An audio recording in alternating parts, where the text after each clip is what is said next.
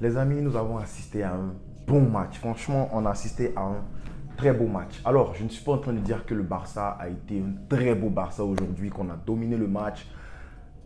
En fait, je suis satisfait de ce que j'ai vu par rapport au match qu'on a vu avant celui-là. Vous vous rappelez du match contre Cadiz, par exemple, puis Retafe, ce qui s'est passé. C'était des pertes de temps dès la 10e minute, c'était des fautes par-ci, par-là, c'était de la boucherie. On n'a pas vu du football. Mais aujourd'hui, on a assisté à un beau match de foot et ça fait rêver. C'est ce genre de match-là qui vont réussir à faire vendre la Liga. Donc chapeau à Villarreal pour avoir montré un très très beau football aujourd'hui, pour avoir été conquérant, on peut le dire comme ça. Et chapeau aussi au Barça en fait qui est allé chercher cette remontada là après le fait qu'ils se soient eux-mêmes fait remonter.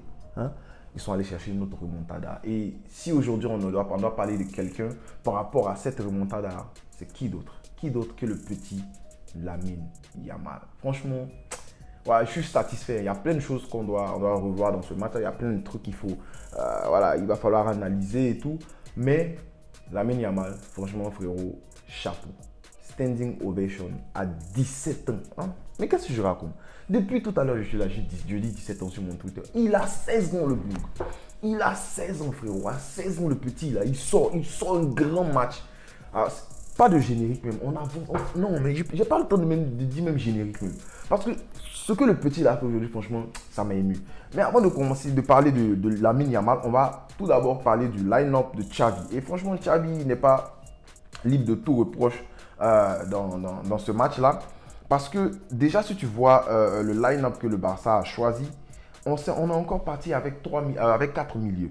Avec 4 milieux, voilà. Et tu sens que, voilà, dès qu'il y a un ailier qui entre, on commence à jouer beaucoup mieux au football. Donc, cette affaire de 4 milieux, de 5 milieux, de 6 milieux, là, je comprends pas trop. Je comprends pas trop. Parce que à chaque fois qu'il fait ça, on se fait un peu popo là-dessus. On se chie un peu là-dessus, disons les termes.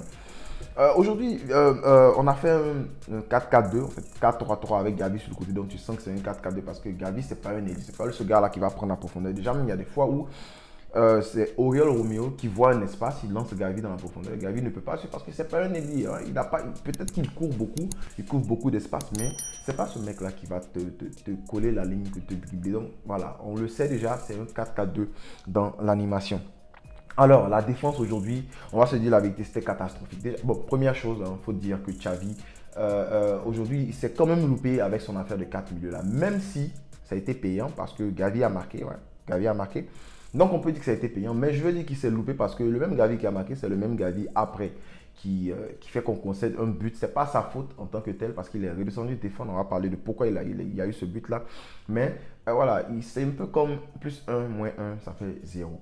Mais je me dis que si on avait aligné un ailier, à chaque fois qu'on met Ferran Torres, il prouve. Si on avait aligné un ailier, peut-être qu'il y aurait une différence en fait dans la percussion, dans l'animation qui aurait fait que Villarreal allait se sentir un peu en retraite.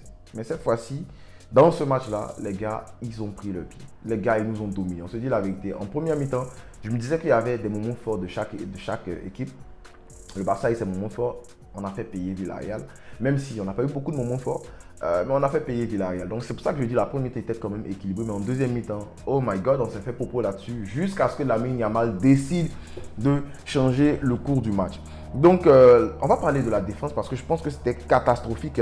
Catastrophique parce que Sergio Roberto sur le côté droit, franchement à chaque fois que tu as un mec comme Sergio Roberto sur le côté droit, surtout qu'il y avait Pedraza sur son côté, frérot, c'est dangereux. C'est dangereux, c'est même problématique parce que tous les buts qui sont passés sur le côté de Roberto, déjà même le but sur le corner là, comment ça se passe? C'est quand on passe sur le côté de Roberto, Ter Stegen nous sauve, on dit oh merci Ter Stegen et puis corner, on marque. Si tu regardes qui rate son marquage, qui laisse son marquage, c'est qui d'autre que Sergi Roberto, encore une fois.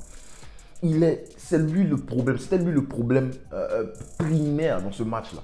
Voilà. Déjà, il y a Xavi pour moi qui aurait dû faire un meilleur alignement. On va lui dire, on aime Xavi. Moi, j'aime Xavi, vous le savez, mais ça ne m'empêche pas d'être objectif. Il s'est foiré sur l'alignement et ça a fait payer. Voilà, ça a fait que l'équipe a succombé. Mais en plus de ça, tu as Roberto qui est venu empiéter là-dessus. En fait, il est venu nous piétiner parce que ce moment, voilà, franchement, il gâte mon cœur, il m'énerve même. Et Roberto. Bref. Donc Roberto qui donne 2 ou 3 buts, si je ne me trompe pas, à l'adversaire, 2 ou 3 buts, facile comme ça. Mais de l'autre côté, tu as son frérot Alonso aussi qui a offert un but parce qu'il offrait des boulevards. Alonso c'était moins pire que Roberto, on se dit la vérité, mais il a commencé à cause de lui que Gavi se tape la course pour venir redéfendre. Déjà, c'est Sorloth qui se retrouve, il voit qu'il y a de l'espace. Sorloth il est censé être en neuf. Mais quand il y a l'attaque là, c'est une attaque placée, c'est pas comme une contre-attaque. Parce qu'il y a quand même eu du temps. Bon, même si c'est une contre-attaque, c'était un peu lent. Mais tu sens que Sorloth, il drift un peu vers le côté où il doit être là, Alonso, parce qu'il sent l'espace. Et il sent l'espace, on plombe le ballon dans son dos. Tu vois Alonso qui trottine tout doucement. J'ai l'impression que ce gars-là, il s'en fout. Il sent qu'il va partir, donc il s'en fout un peu, voilà. Ça, c'est mon impression. Peut-être que je me trompe. Mais il me donne l'impression de s'en foutre un peu. Le mec, il trottine doucement, il a envie de pousser sa tête. Mais, ah! Et après, tu as Gavi qui se tape une course pour venir défendre. Gavi vient, il défend, il oblige Sorloth à changer de côté, à lancer le ballon, à mettre le ballon de l'autre côté. Mais ce n'est pas un défenseur, ce n'est pas un latéral. Donc, lui aussi, au lieu de courir vite pour ressortir, il trottine. Du coup, Sorloth, il sait bien se placer. Donc, il se place derrière, entre Gavi et puis la défense. Et puis, on lui donne le ballon, tape une facile. C'est parce que Gavi n'est pas vite revenu. Mais j'ai pas envie de mettre l'erreur sur Gavi, sur cette faute-là, sur ce but-là, parce que déjà, c'est pas un défenseur. Il a fait l'effort de revenir. Donc, je respecte au moins l'effort. Même s'il aurait pu mieux faire, mais je respecte au moins l'effort. C'est Alonso qui n'était pas là. Donc, nos latéraux nous ont plombé aujourd'hui, on se dit la vérité. Sinon, on ne contrôlait pas vraiment le match, mais on aurait pu sortir de ce match-là sans prendre 3 buts. Voilà. Et après, on est remonté au score. 2 buts à 0. Ouais, on est remonté au score. Il faut dire que Lewandowski lui-même, dans ce match-là, voilà, encore les mêmes choses. Les passes ratées, les contrôles ratés. Voilà. Lewandowski, voilà, ça y est, il faut qu'il se réveille. On ne peut pas dire on va le mettre sur le banc pour Ferran Torres parce que Lewandowski, c'est le genre de joueur que tu ne peux pas mettre sur le banc.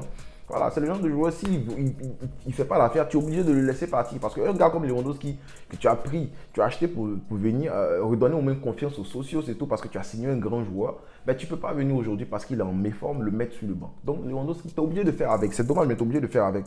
Donc, il faut qu'il se réveille. Voilà, il ratait ses passes et tout. Jusqu'à ce que le petit Lamine Yamal dise, bon, moi je décide de prendre le match en main. Un petit de 16 ans. C'est lui qui vient délivrer le Barça aujourd'hui. Non, mais franchement, déjà, il faut applaudir ça. Et aujourd'hui, il sort sur une standing ovation.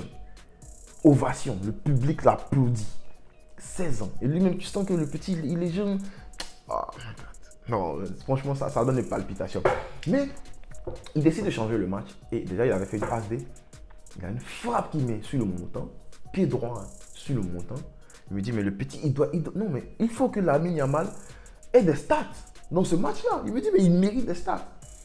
Après, il prend le ballon encore. Il nous fait le genre de slalom que Messi nous faisait là. Non, je ne suis pas en train de comparer à Léo, loin de là. Mais le genre de slalom que Messi, Robben font là. Puis, boum, premier poteau. La plupart du temps, les gens ils ont fini de faire ça, ils vont chercher le deuxième poteau. Premier poteau. Et c'est tellement bien placé, ça touche le poteau. Et là, tapine pour Lewandowski.